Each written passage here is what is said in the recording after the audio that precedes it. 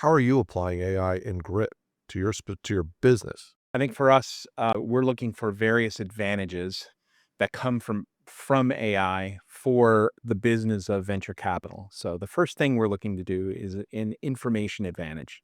And so we have some AI that looks at all of the presentations that we get, immediately rules out some of them, and sends notes back that says, hey, this is outside of our thesis, or you're wanting us to invest in a region of the world where we don't invest. We just invest in the United States. So initially, it's about screening, and that's more of like an information advantage and potentially a time advantage for our team. Second, we're looking for an analytical advantage. And the analytical advantage comes from what are those things, what are those characteristics that we look for, and can we spot them early? And so this isn't a process of excluding opportunities because we're doing that as the partners beyond this information stage. Now we're into this analytical stage, and what's happening is there's highlighting of things that we like, that Mhm. are thematic for us, that Right. fit one of our points of view, that look at one of these labor unit offsets that we're looking to explore. The next one is sort of like a behavioral advantage.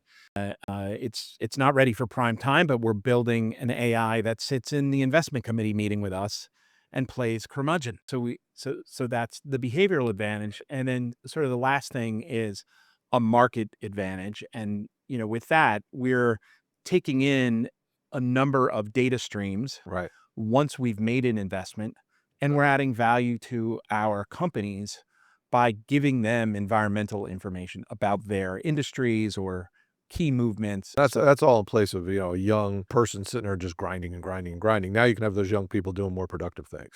That's exactly it. A Shopify CEO recently put out a memo that said, You can't have any more headcount unless you prove that that particular headcount couldn't be done by AI." And Right. it's not that way for us. Actually, we still are engaging with a young analyst role, for instance.